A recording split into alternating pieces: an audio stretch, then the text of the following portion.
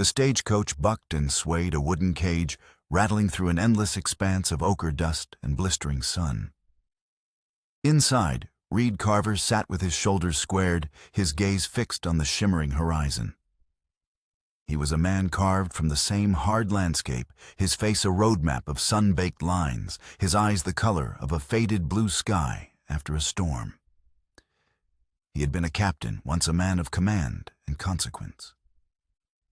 Now he was just a passenger returning to the profound silence of his ranch after a necessary but unwelcome trip to a distant supply post. Across from him, a young woman, with hair the color of corn silk, clutched her husband's arm, her knuckles white. She whispered something Reed couldn't hear over the groaning of the wheels and the rhythmic clap of the horse's hooves. The husband, a soft-faced man with a hopeful glint in his eye, patted her hand and smiled. They were new to this land, Reed could tell. They still believed in its promises, blind to its cruelties.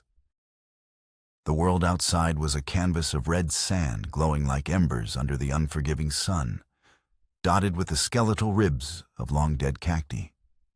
The wind, a hot, dry breath, whispered through the cracked leather of the window flaps, carrying the scent of sage and desolation.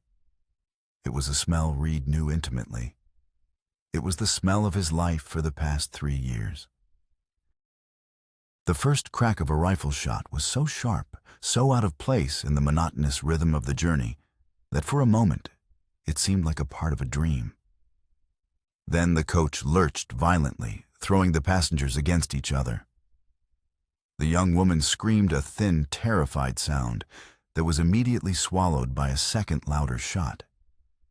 The driver's cry was cut short. The stagecoach careened off the trail, one wheel splintering as it hit a rock and tipped onto its side with a deafening groan of tortured wood and snapping leather. Chaos erupted. Dust and splinters filled the cramped space. Reed, his instincts honed by years of warfare, had braced himself, his body absorbing the impact. He shook the haze from his head and pushed himself up, his hand automatically going to the Colt Peacemaker holstered at his hip. The door was wrenched open, flooding the dim interior with blinding sunlight. A figure stood silhouetted against the glare, a rifle held loosely in one hand. Out the man barked, his voice a low gravel. "All of you. Wallets, watches, anything of value on the ground." One by one they scrambled out, blinking in the harsh light. There were 4 bandits masked with dusty bandanas, their horses stamping impatiently nearby. The leader, however, wore no mask. He was a tall, lean man with cold, predatory eyes. A thick, puckered scar ran diagonally across his left cheek, from the corner of his eye to the edge of his jaw, a permanent sneer carved into his flesh. He was the one who had spoken. Reed committed the face to memory. The passengers did as they were told, their hands trembling as they emptied their pockets. The young husband placed his wallet on the ground, shielding his wife with his body. The bandit leader, whose name Reed would later learn was Silas, strolled past the meager offerings with a look of disdain. He wasn't just after money. His eyes fell on the young woman. She was crying silently, her body shaking. Around her neck, on a delicate silver chain, hung a locket. It was a simple oval of polished silver, etched with the design of a single climbing rose. Silas stopped in front of her. "That's a pretty little thing," he said, his voice deceptively soft. The husband stepped forward. "Please, sir, it was her mother's. It has no value." Silas didn't even look at him. He backhanded the man across the face with such casual brutality that he crumpled to the ground, stunned and bleeding. The woman gasped, pressing herself against the overturned coach. With a smirk, Silas reached out and ripped the locket from her neck, the chain snapping with a faint metallic ping. He held it up, letting it twist in the sunlight. Reed's blood ran cold. His breath hitched in his chest, a sudden sharp intake of air that felt like swallowing glass. The world narrowed to that single point of light, that small silver oval dangling from the bandit's grimy fingers. It was identical to the one he had given his wife Eleanor on their wedding day. The climbing rose a symbol of the life they had planned to grow together. A life that had turned to ash. The woman sobbed a raw, desperate sound. "Please, don't." Silas's smile vanished, replaced by an expression of pure, chilling indifference. "Quiet," he said. He raised his pistol, the movement fluid and unhurried. Time seemed to slow. Reed saw the hammer cock back. He saw the woman's eyes widen in disbelief, her mouth forming a word that never came. He saw the flash of orange flame, heard the deafening roar that echoed across the silent desert. The woman was thrown back against the coach, a dark stain blossoming on the front of her simple cotton dress. She slid to the ground, her eyes still open, staring sightlessly at the cruel blue sky. Her husband let out a guttural cry of anguish, crawling toward her. Silas ignored him, his attention still on the locket. He tucked it into his vest pocket, then gestured to his men. "Take what you can. Burn the rest." He mounted his horse, gave Reed a final dismissive glance, and spurred the animal into a gallop, his men following close behind. Reed remained frozen, the image of the locket burned into his mind. It wasn't just a robbery. It wasn't just a senseless murder. For him, it had become something else entirely. The bandit hadn't just stolen a piece of silver. He had desecrated a memory.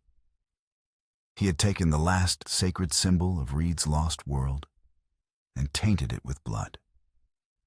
In that moment, the quiet, desolate life Reed had built to insulate himself from pain shattered completely.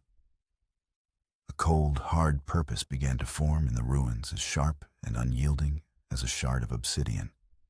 He had to find that man. He had to get that locket back, and he had to understand why. The ranch was Reed's fortress of solitude, a small patch of defiant life carved out of a land that seemed determined to reclaim it. 2 days after the ambush, the memory of the woman's lifeless eyes still haunting him, he was back within its familiar confines. He worked from sunup to sundown, a relentless, punishing routine designed to leave no room for thought, no space for memory. His cabin was small, built of sturdy pine that had long since been bleached silver by the sun. Inside it was Spartan and silent. A single iron bedstead, a stone hearth, a rough-hewn table with 2 chairs. One chair was his.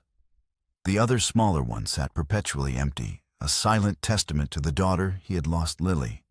Sometimes, in the dead of night, he thought he could still hear the echo of her laughter, a ghost of a sound that made the silence that followed all the more profound. His wife Eleanor had loved this land, or at least the idea of it. She had seen beauty in the stark landscape poetry, in the way the setting sun painted the mesas in hues of violet and rose. Reed, a former army captain, weary of war, had wanted nothing more than to build her a peaceful life. But peace in this territory was a fragile illusion. The Apache raid had come without warning, a whirlwind of fire and violence. He had been miles away tracking a stray bull, convinced his family was safe.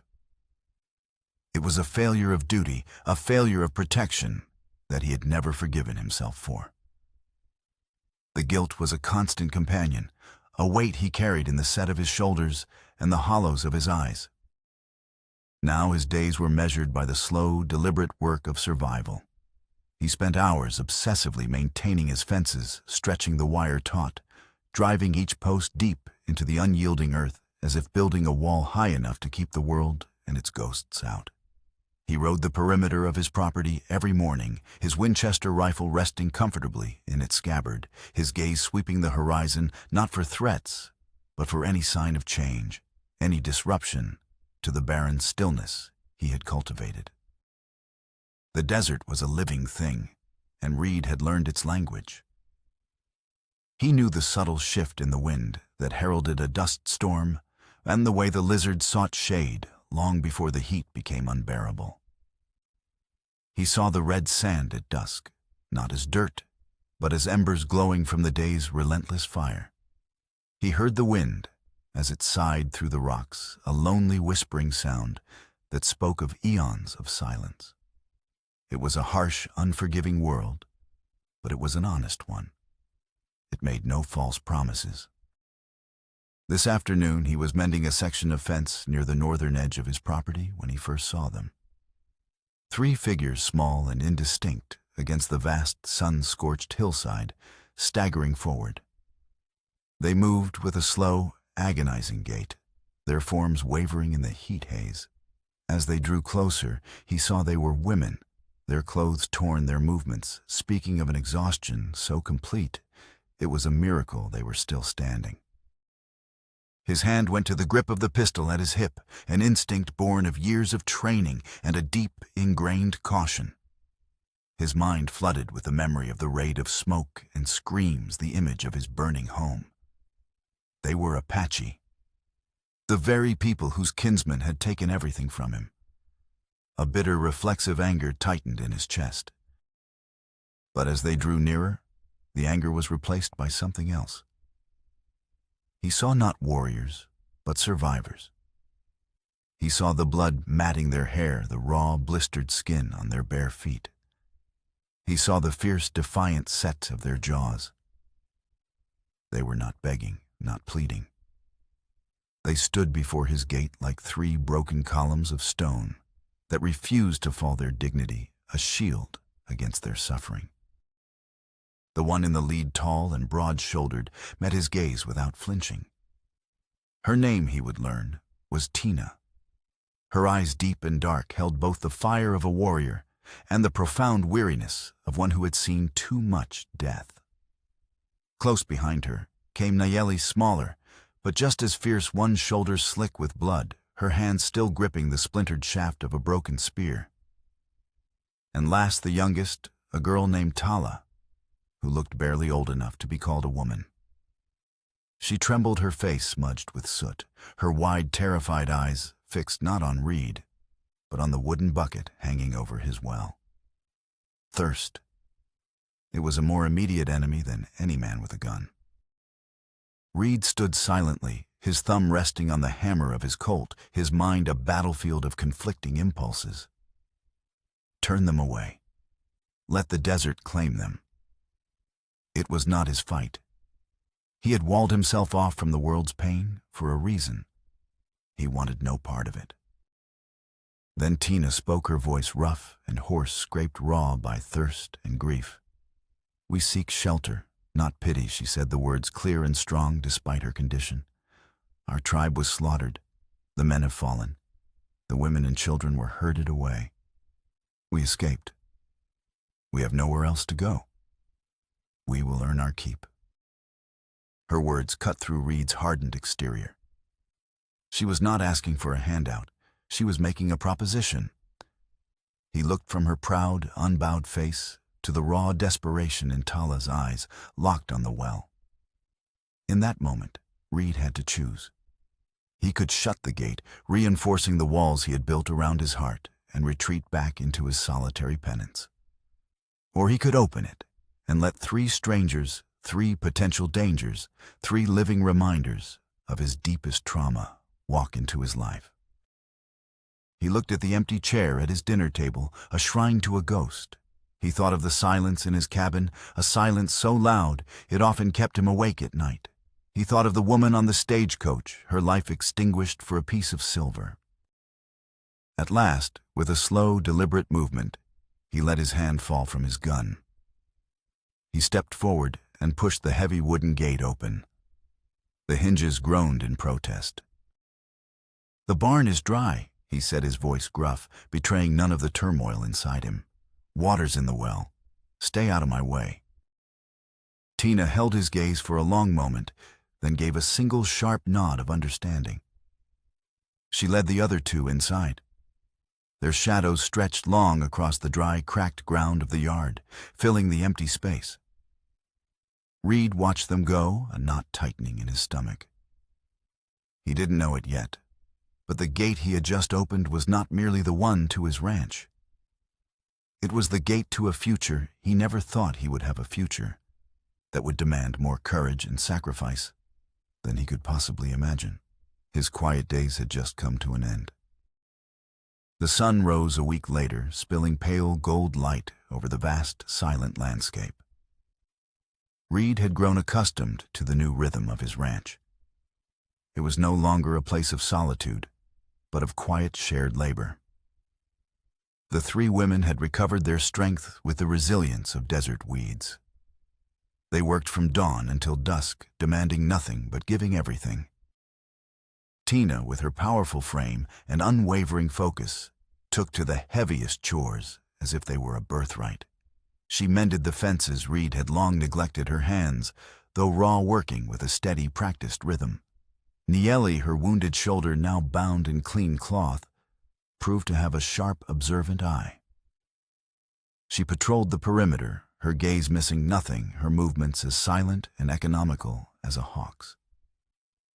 Even young Tala found her purpose. She tended to the small vegetable patch Eleanor had planted years ago, her small hands coaxing green shoots from the stubborn soil with a gentleness that seemed to defy the harshness of their world. Dialogue was sparse, but a language of action and mutual respect was forming between them. A bucket of water left by the porch, a stack of freshly chopped firewood, a pot of stew shared in the evenings, these were their conversations. Reed found himself watching them, a strange mix of his old military caution and a new, unfamiliar curiosity. He saw in Tina the resolute strength of a leader in Nieli, the sharp pragmatism of a survivor, and in Tala, a fragile hope that was slowly, tentatively beginning to bloom. But their fragile sanctuary could not remain an island forever. Their supplies were running low, and Reed knew he could no longer put off the trip to redemption. The town was a necessary evil, a dusty collection of false-fronted buildings and suspicious eyes huddled in the shadow of the Dragoon Mountains. He rode in with Tina at his side. He had insisted she stay, but she had met his gaze with that now familiar, unyielding stare. "Where you go, we go," she had stated not as a request, but as a fact. "We do not hide." As they tethered their horses outside the general store, the town's reaction was immediate and hostile. Doors creaked shut. Conversations fell to a hushed whisper. Faces appeared in windows, their expressions a mixture of fear and contempt. To them, Tina was not a woman. She was a threat, a hostile, a specter from the violent frontier they so desperately wanted to tame. The storekeeper, a portly man named Jed, served Reed with a sullen reluctance, his eyes constantly darting toward Tina, who stood ramrod straight by the door. "Trouble follows her kind, Carver," he muttered, sliding a sack of flour across the counter. Before Reed could respond, the batwing doors of the saloon across the street swung open, and Sheriff Brody ambled out. Brody was a large man, gone to seed with a stained vest straining against his belly and a perpetual sheen of sweat on his brow. He ruled redemption not with justice, but with a lazy, self-serving apathy that Reed knew was more dangerous than outright malice. The sheriff hitched his thumbs in his belt, his eyes narrowing as he took in the scene. He strolled across the street, his spurs kicking up little puffs of dust. "Well now, Carver," he said, his voice a low drawl that dripped with false friendliness. "Didn't take you for the type to be keeping such company." "She's with me," Sheriff Reed said, his tone leaving no room for argument. Brody chuckled, a wet, unpleasant sound. He took a step closer, lowering his voice. "Listen to me, Reed. I know you're a man who likes his peace. But the folks around here are jumpy. Harboring hostiles is asking for trouble. The kind of trouble that burns." His eyes flickered meaningfully toward the distant line of Reed's property. It wasn't just a warning. It was a threat cloaked in the guise of friendly advice. Reed felt a cold knot of anger tighten in his gut. He knew this wasn't just about the town's prejudice. He had heard whispers. Brody and his deputies were often seen drinking with the same kind of hard men who ambushed Stagecoach's men like Silas. The sheriff wasn't keeping the peace. He was profiting from the chaos. "I'll keep that in mind," Sheriff Reed said, his voice dangerously quiet. He paid Jed, grabbed his supplies, and turned to leave. As he and Tina mounted their horses, he saw Brody watching them, a smug look on his face. In that moment, Reed understood. The first obstacle wasn't just a gang of bandits. It was the town. It was the law itself. They were utterly alone, a tiny island of defiance in a sea of hostility. The isolation he had once craved had now become a cage, and the forces gathering against them were far more organized than he had imagined. The ride back to the ranch was silent, the weight of the sheriff's threat hanging heavy in the air between them. They were no longer just surviving. They were besieged. The sheriff's warning settled over the ranch like a shroud, transforming their quiet refuge into a tense, watchful outpost. The isolation that had once been Reed's comfort was now their greatest vulnerability. Every gust of wind sounded like approaching hooves. Every shadow seemed to hold a threat. This shared danger became the crucible in which their bond was forged. The days fell into a new pattern, a rhythm of fortification and preparation. But within that framework of vigilance, something deeper began to grow.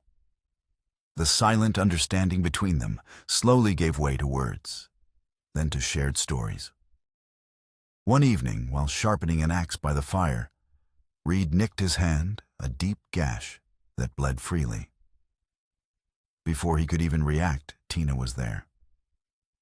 She took his hand with a firm, no-nonsense grip, her touch surprisingly gentle. She cleaned the wound with whiskey and bound it tightly with a strip of clean cloth, her movements efficient and practiced. "You are careless," she said, her voice low. But the words held not criticism, but concern. It was the first time she had shown him anything resembling personal care. In turn, Reed began to open up the world of the ranch to them. He saw Tala watching the horses with a mixture of fear and fascination. One afternoon, he led her to the corral, where he kept his gentlest mare. "Her name is Willow," he said softly. He showed the girl how to approach the animal, how to speak to it in a low, soothing tone, how to offer a flat palm with a bit of dried apple. Tala's initial terror slowly melted away, replaced by a cautious wonder. Within a week, he was teaching her to ride her small frame. Perched atop the broad back of the horse, her face lit with a joy so pure it momentarily chased the shadows from Reed's own heart.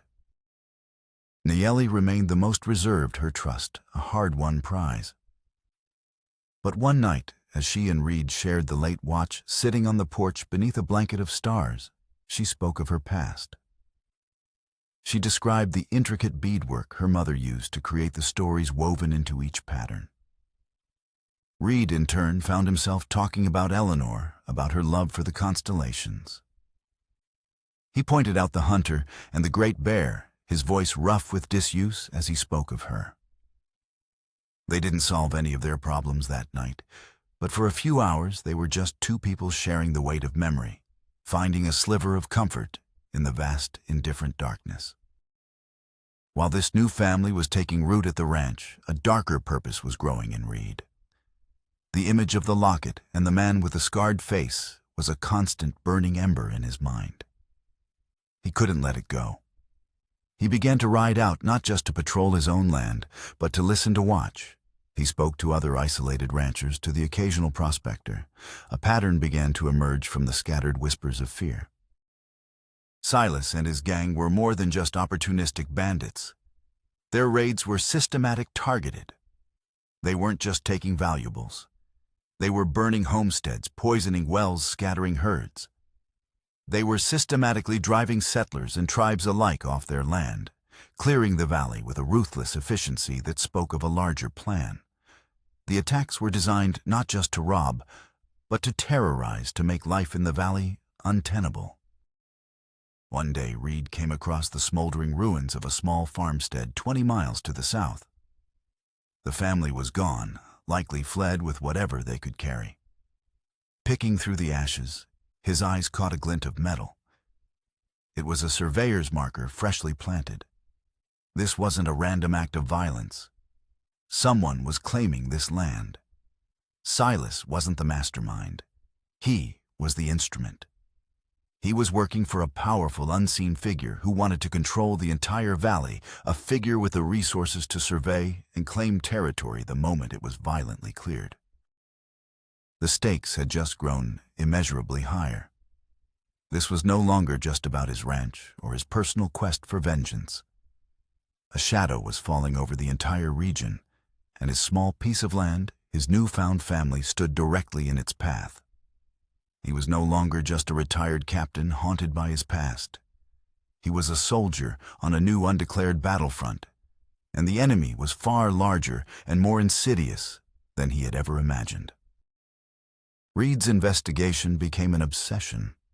He spent his days mapping the locations of the raids, searching for a logic behind Silas's campaign of terror. The answer came unexpectedly, not in the open valley, but in the dusty, forgotten records of Redemption's land office. Posing as a prospective buyer, he spent an afternoon poring over old surveys and deeds, the clerk too lazy to pay him much mind. He found a series of recent claims, all filed by a shell company he'd never heard of, all corresponding to the lands recently abandoned after Silas's attacks.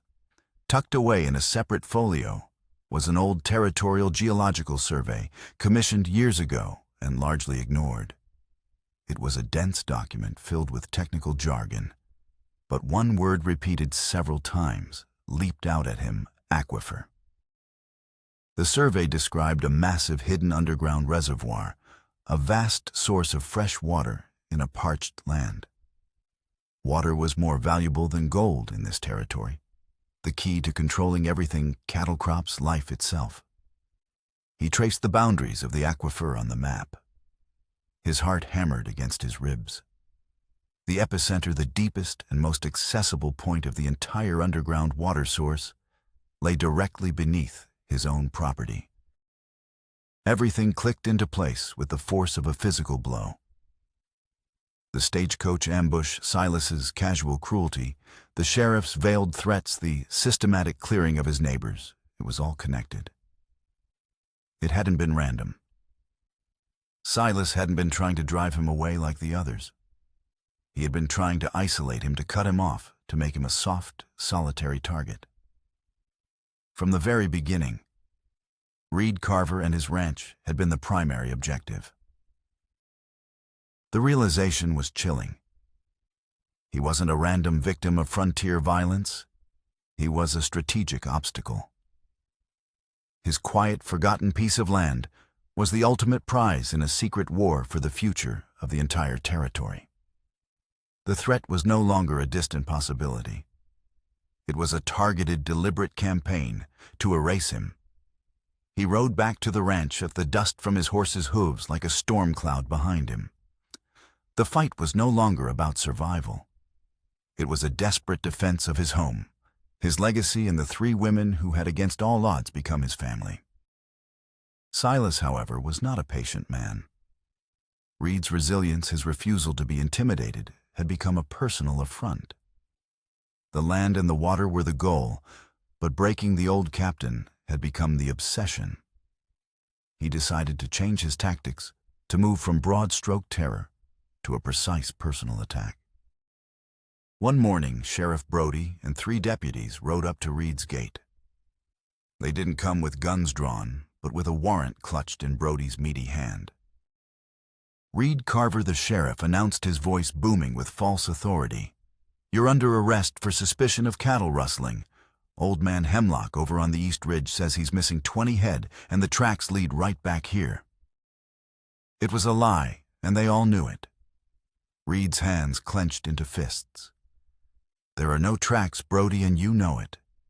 This is a sham." "That's for the judge to decide," Brody said with a greasy smile. "Now you can come along peaceful-like, or we can do this the hard way." Tina and Nieli emerged from the barn, their faces grim. Tina held a rifle, her knuckles white. For a tense moment, the yard was a powder keg.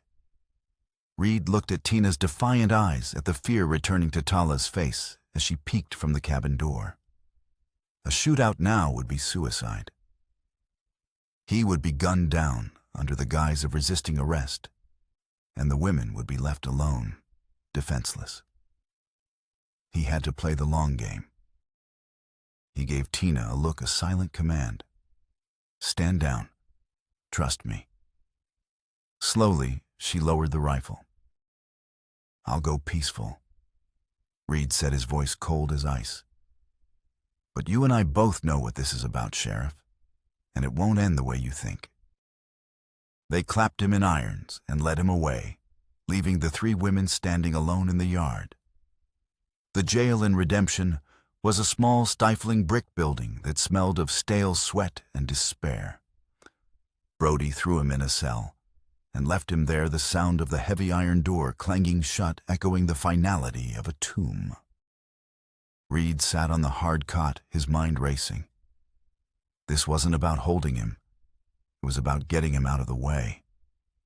He was a pawn being removed from the board. Panic, cold and sharp, gripped him. The women were alone. His fears were realized that very night. Under the cover of darkness, Silas and his men descended on the ranch. This time their attack was different. It was not a chaotic raid for plunder. It was a calculated act of psychological warfare. They didn't burn the barn. They didn't steal the horses. They rode through the yard, firing their pistols into the air, their whoops and hollers echoing through the night. They smashed the windows of the cabin, overturned the water trough, and kicked down the sections of fence Tina had so carefully mended. It was an act of violation designed to shatter the sense of safety and home the women had built. Tina and Nieli fought back with a desperate fury, firing from the cover of the barn. But they were outnumbered. Silas had given his men clear orders. He didn't want the women dead. He wanted them broken. And he wanted a hostage.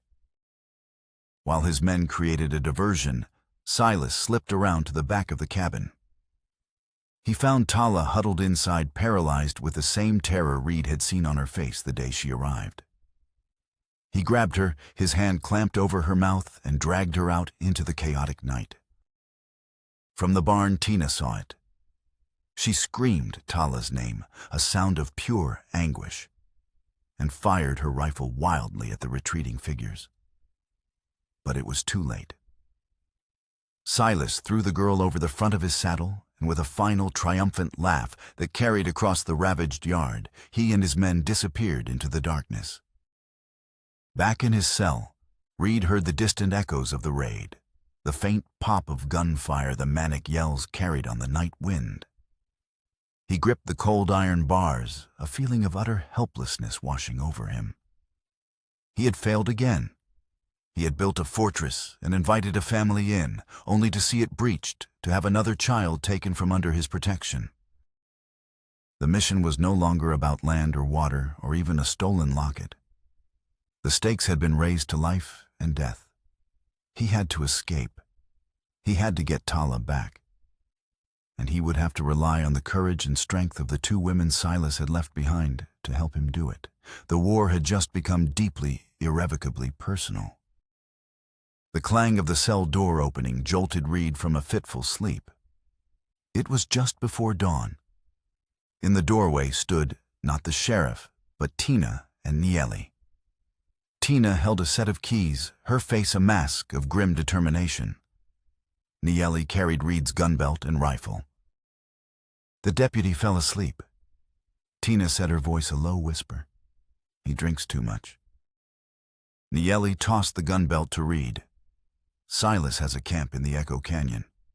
One of his men got drunk in town last week, boasted about their fortress." Reed buckled the belt around his waist, the familiar weight a small comfort. Tala.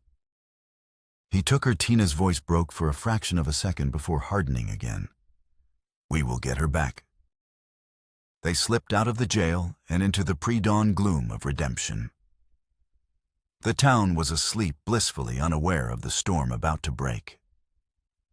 They rode hard, pushing their horses through the pale, ethereal light, the only sound the rhythmic pounding of hooves on the hard-packed earth.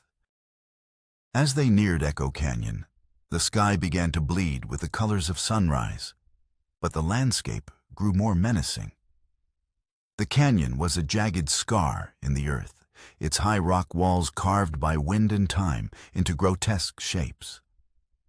A fierce wind began to howl, picking up sand and grit, a precursor to one of the sudden violent sandstorms that could blind a man in minutes.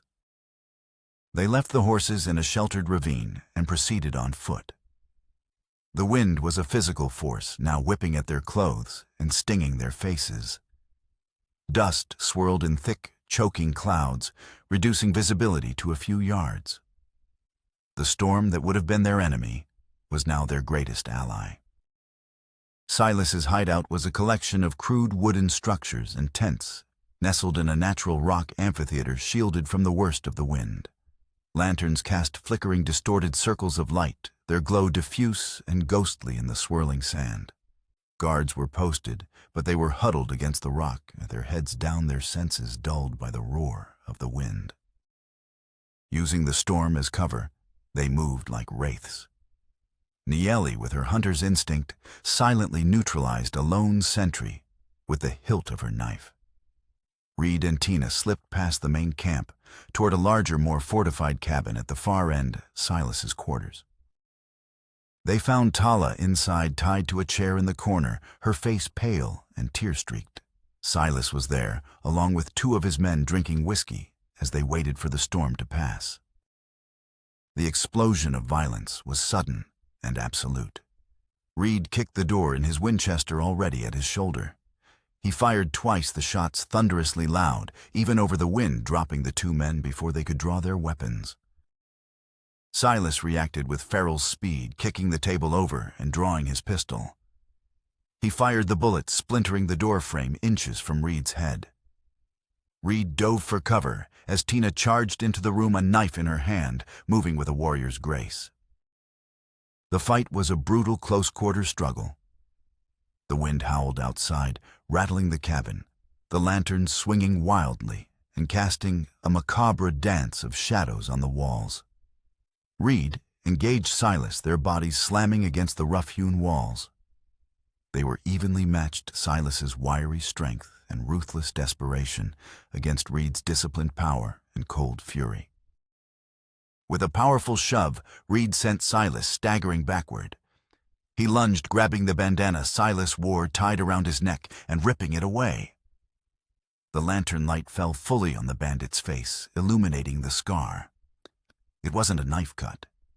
It was an old burn, the skin melted and puckered in a way that could only have been caused by fire. Silas laughed, a harsh, broken sound. He saw the flicker of recognition, of confusion in Reed's eyes. "You remember now, don't you, Captain?" He spat the title, a venomous curse. "Fort Bascom. 10 years ago. You gave the order to advance. My wife, my son, they were visiting the post, traitor, caught in the crossfire of your glorious charge, burned alive in the fire you started." The world tilted under Reed's feet.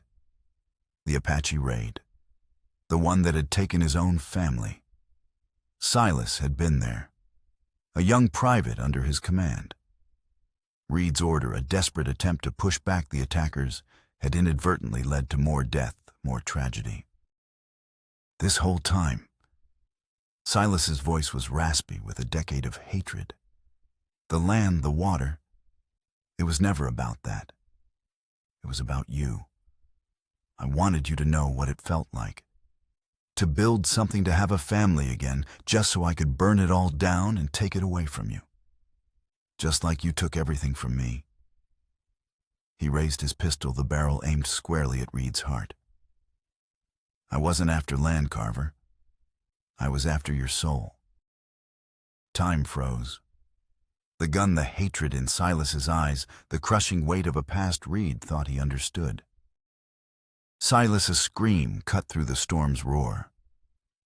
It was Tina. She had untied Tala and now stood in the center of the room, her eyes blazing with a fire that eclipsed even Silas's hatred. His name was not Silas then, it was Cole. She took a step forward, her voice ringing with absolute certainty. I was a child in that village. I remember that day. I remember you. Her gaze was fixed on the man, an indictment and a sentence all in one. You were not a victim. You were one of them. A soldier rampaging through our homes. I saw you. You set fire to the lodges yourself. The fire that burned you. It was your own. You were burned trying to run from the flames you lit. The secondary twist hit Reed with the force of a physical impact. Silas's story, the foundation of his decade-long revenge, was a lie. A monstrous, self-serving fabrication he had built to justify his own evil. He wasn't a grieving husband. He was a monster who had been caught in his own inferno. Silas's face contorted the mask of righteous vengeance, crumbling to reveal the pathetic, hateful man beneath. He swung his pistol toward Tina, screaming in denial. But the hesitation, the momentary confusion, was all Reed needed. He lunged forward, not with the weight of guilt, but with the clarity of justice. The fight ended with a single final crack of bone and a heavy thud as Silas's body hit the floorboards, lifeless. The storm outside began to subside, its fury spent. In the sudden ringing silence of the cabin, surrounded by the ghosts of a shared terrible past, Reed pulled Tala into his arms, holding her tight, as Tina and Nieli stood guard, a family forged in fire, finally whole again. The journey back to the ranch was quiet and solemn. The sandstorm had passed, leaving the air washed clean and the sky a brilliant, cloudless blue. They moved through the landscape not as victors, but as survivors, the revelations in the canyon echoing in the silence between them. Tala rode in front of Reed, her small hands clutching the saddle horn safe. Their home was a wreck, a testament to Silas's malice. But it was just wood and glass.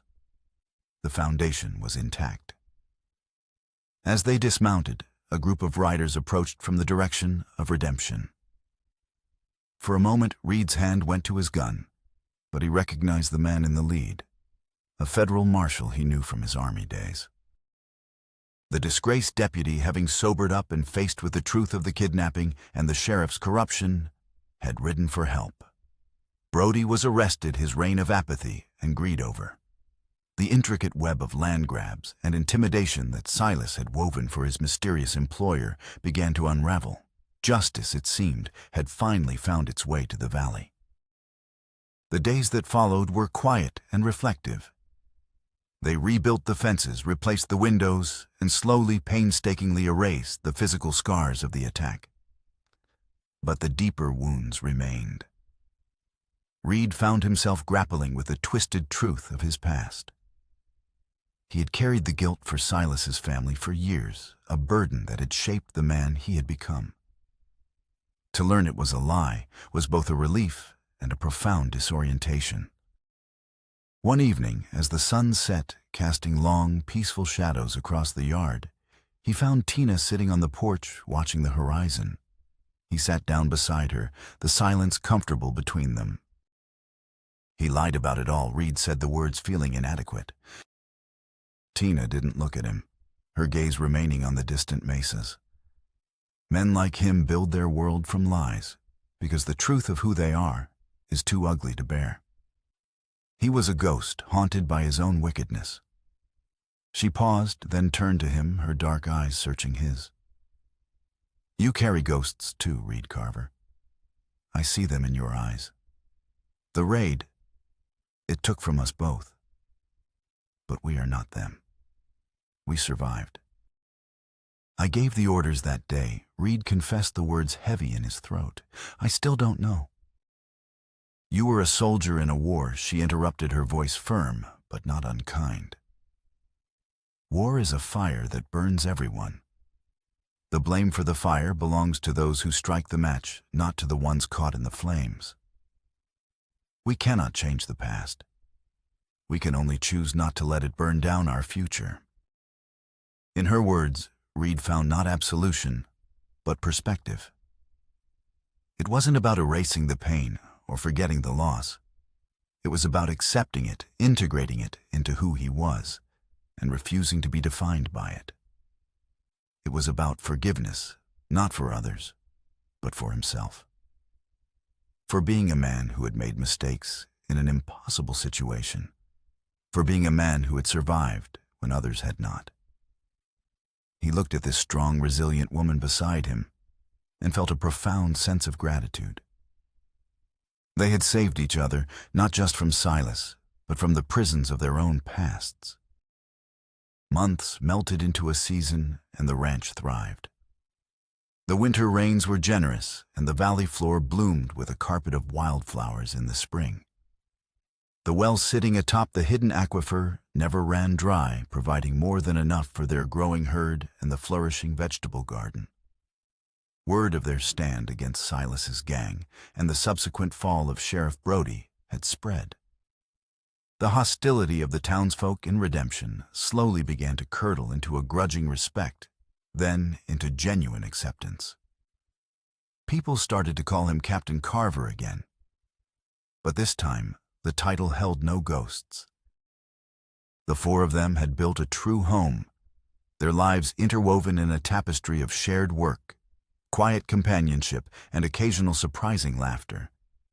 Nieli's sharp wit kept them all on their toes. Tala, no longer a terrified child, had become the heart of the ranch, her laughter the new constant soundtrack to their days. One afternoon, they began laying the foundation for a new smokehouse, a symbol of their permanence, of their faith in the future. As they prepared to set the cornerstone, Reed walked back into the cabin. He returned holding the silver locket which he had recovered from Silas's body. For months, it had sat on his mantelpiece, a relic of a life that was gone. He looked at it, the climbing rose still visible beneath the tarnish and grime. He thought of Eleanor, of her love and her dreams. He no longer felt the sharp, cutting grief, but a gentle, bittersweet warmth. With Tina, Nieli, and Tala watching, he knelt down. Instead of keeping it as a token of grief, to be polished and mourned over, he placed the locket into the wet mortar of the foundation. He was not burying his past, but building upon it, making it part of the strength of their new home. The seasons turned once more. On a warm summer evening, the four of them stood together on the porch, watching the last rays of the sun paint the sky in brilliant strokes of orange and purple. The day's work was done. A comfortable peace settled over the valley. Tala, who now stood almost as tall as Nieli, pointed a finger toward the darkening sky, where the first stars were beginning to appear. "That one," she said, her voice clear and confident. "My grandfather called it Maibizo, the coyote's star. He said it watches over lone travelers and guides them home." Reed looked from the star to the faces of the three women beside him. His family. He felt a smile spread across his face, a genuine, untroubled smile of peace and profound belonging. He had been a lone traveler for so long, lost in a desert of his own making. He was no longer just a survivor, haunted by the ghosts of what was lost. He was a man who, against all odds, had finally found his way home.